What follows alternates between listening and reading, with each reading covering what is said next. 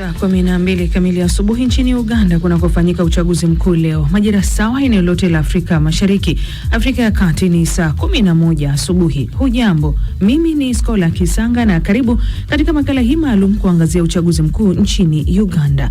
Rais wa raia nchini Uganda leo anapiga kura katika uchaguzi wa rais, huku Rais Yoweri Museveni akiwania muhula wa 7 baada takriban miongo minne madarakani.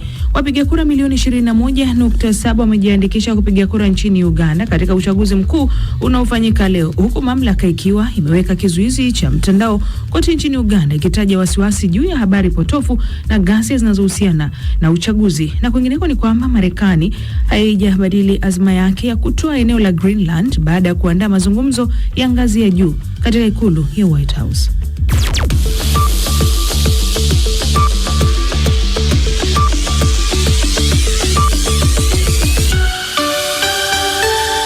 Alhamisi leo ya Januari 15 mwaka 2026. Kwanza mwenzangu Florian Kaijage anakusomea muktasari wa habari za ulimwengu. Florian, karibu. Asante sana Skola Kisanga. Raia wa Uganda wanapiga kura hii leo katika uchaguzi ambao utashuhudia Rais Yoweri Museveni akipambana na mwimbaji nyota wa pop katika nia ya kuendeleza utawala wake wa miaka 40. Esther Luambano anaeleza zaidi. Uchaguzi huo kimsingi ni mbio za wagombea wakuu wawili kati ya Museveni na mwimbaji aliyegeuka kuwa mwanasiasa Robert Kyagulanyi maarufu kama Bobi Wine, lakini ikizingatiwa kuwa rais huyo ameshinda chaguzi 6 zilizopita. Wachambuzi wanasema kuna uwezekano wa kuongeza muda wake madarakani. Bobi Wine mwenye umri wa miaka 43 ameahidi kukabiliana na ufisadi na kuweka mageuzi makubwa, huku Museveni akisema yeye ndiye pekee wa kuhakikisha utulivu na maendeleo ya Uganda.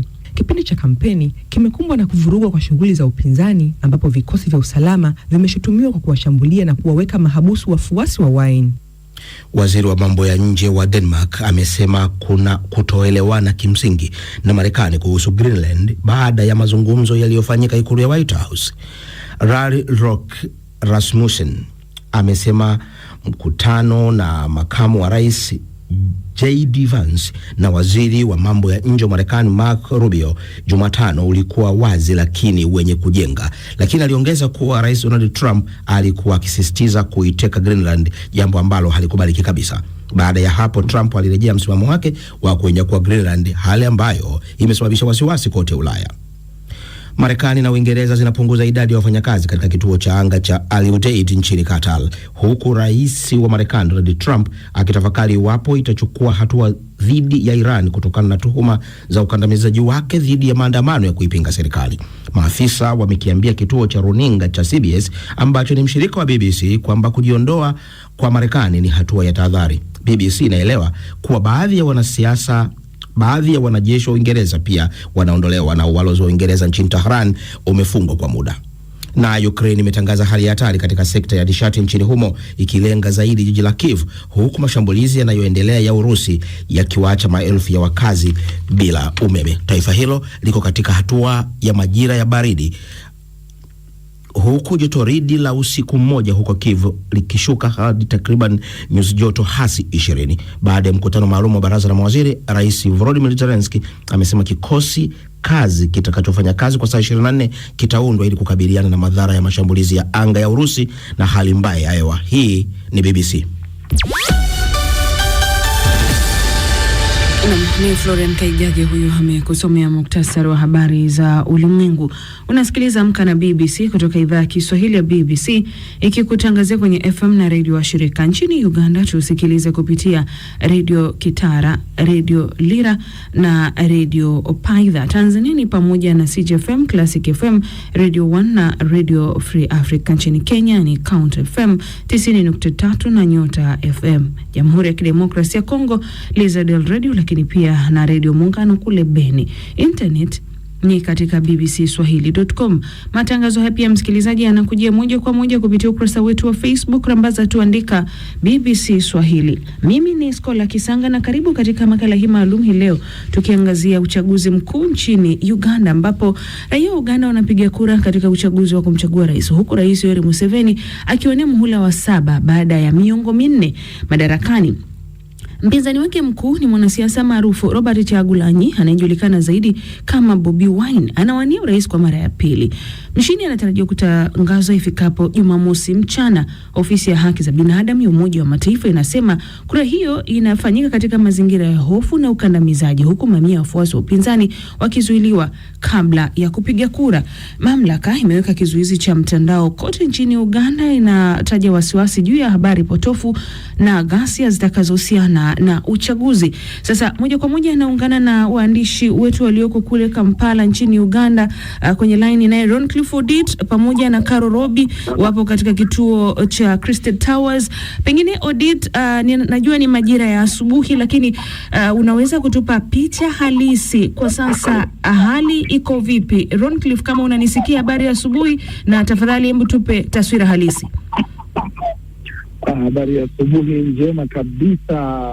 Kola, kama ulivyotaja, ni kweli ni katikati ya mji wa Kampala, katika kituo kimoja ambapo shughuli ndio mwanzo tu inaanza, na mwenzangu Caro Robi atakupatia picha kamili, lakini kwa ujumla ni kwamba hali ya usalama imedumishwa hapa. Maafisa wa usalama ndio walipo katika vituo vingi asubuhi hii, kwa sababu Uganda wanaanza kupiga kura saa 1 kamili, kwa sababu ni matayarisho. Kwa mfano, mahali tulipo, kinachofanyika ni kwamba wanatoa zile picha za wagombea. Unajua tena wakati wa kampeni picha zinakuwa zimebandikwa kila mahali, hata katika maeneo ambayo yatatumika kama vituo vya kupiga kura.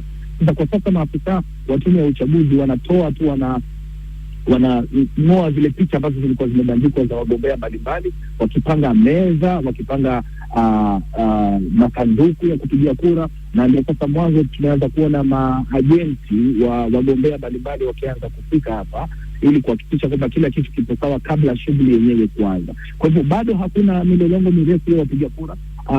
Mbele yangu naweza kuona watu kama 4 5 tu ndio mwanzo wameshafika, lakini kwa ujumla shughuli inaendelea kwa sasa ni kuweza kuondoa makaratasi hayo na kuweza kujitayarisha kwa shughuli ya kupiga kura. Na asante Roncliffe kwa picha hiyo halisi. Pengine niende kwake Caro Robi. Caro Robi, kama unanisikia, habari ya asubuhi, habari ya hapo Crested Tower, naambiwa pia ni kituo ambacho na wewe uko. Unaweza pia kutupatia hali na picha halisi hapo ulipo, kile ambacho unakiona na mazingira mazima yako vipi? Asante Skola. Hapa tumeamkia kwenye kituo cha Crested Towers. Hali iko shwari, usalama uko salama kabisa hapa.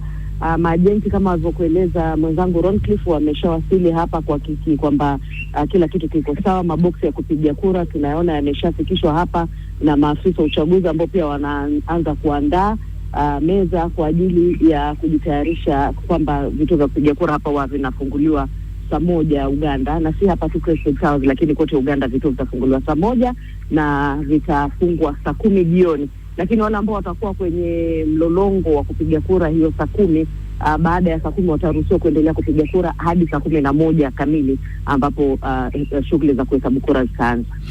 Tunajua siku zote kunapokuwa na swala zima la uchaguzi, Caro Robi, kwanza kuna wale ambao hujihimu mapema kabisa kwa ajili ya kuwahi na kuendelea na shughuli nyingine. Wakati mkielekea hapo Crested Towers, pengine mazingira mmeona vipi? Najua bado ni alfajiri.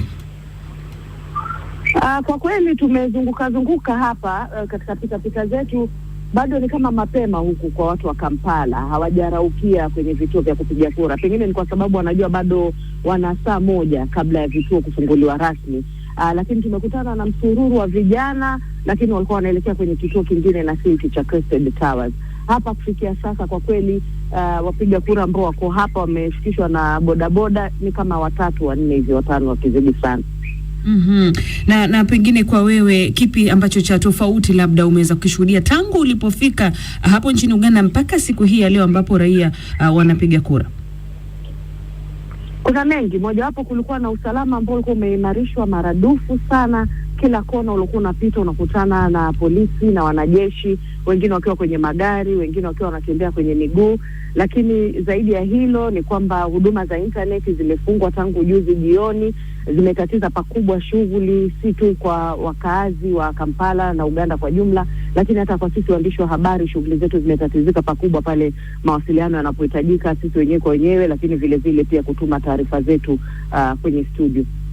Na asante sana. Ni mwandishi wa BBC huyo Caro Robi ambaye yuko katika kituo cha mojawapo ya vituo vya kupigia kura kule nchini Uganda pale Kampala, yuko katika eneo la Crystal Towers. Asante Caro Robi, kama ulivyotujuza tutaendelea kufahamu mengi zaidi ambayo yanaendelea kujiri hapo katika uchaguzi mkuu huu nchini Uganda ukihusisha wapiga kura milioni 21.7, wanaume wakiwa ni 48%, wanawake ni 52%. Wagombea ni nani wanaowania nafasi ya urais? La umri wa mgombea mwenye umri mkubwa ni Rais Yoweri Kaguta Museveni ambaye ana miaka 81, na mwenye umri mdogo ni Kasibante Robert ambaye ana umri wa miaka 37. Lakini pengine Roncliffe Odit, nitarudi tena kwako kama unanisikia.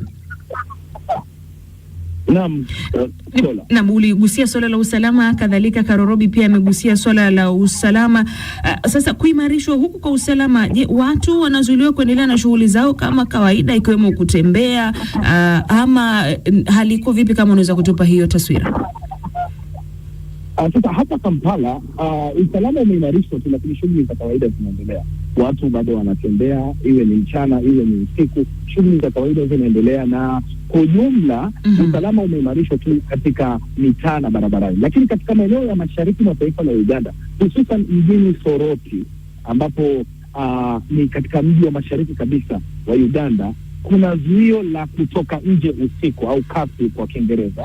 Sasa inapofika jioni watu wanazuiliwa. Sasa hata watu wamekuwa wakihoji ni vipi kwamba watapiga kura labda na kushiriki zoezi la kuhesabiwa kwa kura, kwa sababu inapofika saa 12 jioni watu wanapaswa kuwa ndani katika mji wa Soroti. Mkuu wa mji huo alitoa tangazo hilo juzi akisema kwamba kwa sababu za kiusalama amelazimika kuagiza kwamba watu wakae ndani usiku katika mji wa Soroti. Wengi wamekuwa wakihoji jinsi shughuli nzima ya kupiga kura itakavyoendelea iwapo watu wanakaa ndani. Lakini huko ni Soroti. Hapa Kampala watu wanatembea, lakini katika maeneo mengi unatembea ukiwa na tahadhari kubwa, kwa sababu kila unapopiga kona moja unakuta maafisa wa usalama, vikosi vya jeshi wakiwa wanatembea wameshika doria. Sasa kidogo ile hata ukiongea na raia wa Uganda wenyewe inawatia hofu katika mioyo yao. Naam, asante sana Roncliffe Odit kwa tathmini hii ya awali. Tafadhali utasalia kwenye laini zetu, tutarejea tena hapo kwako kwa ajili ya kufahamu mengi zaidi. Lakini msikilizaji, tutakwenda pia kwake Shuaib Ibrahim pamoja na David Nkia, wote wakiwa kule Kampala nchini Uganda, makala maalum tukiangazia uchaguzi huu na ujumuisha wapiga kura milioni 21.7. Hayo ni muda mfupi ujao, lakini sasa hebu tuende kwake Sports Lady Phyllis Mwatena, habari za michezo kwa ufupi. Phyllis. Shukran sana Skola. Sasa msikilizaji, ni rasmi sasa, Morocco imefuzu fainali ya kombe la mataifa ya Afrika. Wenyeji wa mashindano ya kombe la mataifa AFCON wamefuzu baada ya ushindi mkali dhidi ya Nigeria kwa penalti. Mchezo ulimalizika kwa sare ya 0 huku pande zote mbili zikishindwa kupata bao katika muda wa ziada. Lakini penalti ya ushindi ilisababisha sherehe na mbwembwe miongoni mwa mashabiki wa nyumbani huko Rabat. Morocco sasa watakabiliana na Senegal katika fainali ya Jumapili baada ya Senegal kufuzu kwa ushindi wa bao 1-0 dhidi ya Misri. Ikumbukwe kwamba nyota wa Senegal Sadio Mane ndiye alifunga bao pekee la mchezo huo, lakini nyota wa Misri anayechezea Liverpool Mohamed Salah hajawahi kushinda kombe la mataifa ya Afrika. Na Arsenal wameshinda magoli 3-2 dhidi ya Chelsea katika mashindano ya kombe la Carabao na kuwa hatua moja tu kutoka fainali ya kwanza kubwa tangu ushindi wao wa kombe la FA mwaka 2020. The Gunners walipoteza mechi zao 4 zilizopita za nusu fainali kwa jumla ya mabao 2 pekee, lakini sasa ndio wanaonekana kuwa wagombea wakuu kumaliza ndoto za nusu fainali Emirates Stadium tarehe 3 mwezi wa Februari. Timu ya Arteta imeonyesha kiwango bora msimu huu wakiwa kileleni mwa ligi kuu ya England, ligi ya mabingwa na vile vile kufuzu hatua ya 4 ya kombe la FA. Lakini hayo yakijiri, kocha wa Chelsea Liam Rosnier amesema kwamba anachukua uwajibikaji rasmi kwa makosa ya kipa wa Chelsea Robert Sanchez wakati wa mechi yao hiyo dhidi ya Arsenal. Rosnier pia alisema kwamba timu yake imekumbwa na majeruhi na magonjwa. Real Madrid vile vile wameshindwa wakiwa na Albaket ya daraja la pili katika mchezo wao wa kwanza. Ni mchezo ambao ni wa kwanza wa Alvaro Arbeloa kama kocha mkuu, hivyo wametupwa nje ya mashindano ya Copa del Rey. Kabla ya mchezo wa La Liga dhidi ya Levante Jumamosi, kocha huyo aliwapa mapumziko Kylian Mbappe, Rodrigo, Thibaut Courtois na Jude Bellingham. Sasa Arbeloa aliteuliwa kocha wa Real Madrid baada ya Xavi Alonso kuondoka kwa makubaliano ya pande zote Jumatatu iliyopita. Katika raga wanaume, Scott Robertson amejivua nafasi ya kocha mkuu wa New Zealand baada ya ukaguzi mkali wa utendaji wa timu yake. Skola, ni kome tu hapo, wanasema kwamba ikizidi sana inakuwa chungwa, ikuitamte. Ni kama ulikuwa unasherehekea Morocco kwa sababu ulianza kwa shauki na bashasha kubwa sana. La, sitasema timu yangu ni ipi, wacha kwanza. Baada ya finali ndo nitasema rasmi. Asante Phyllis Mote.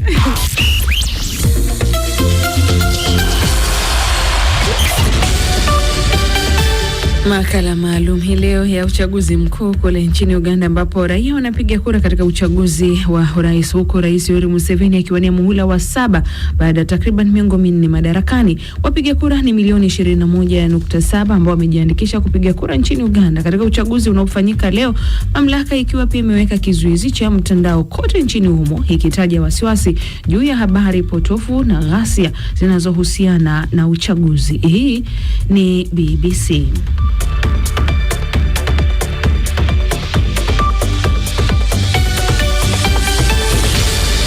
Unaendelea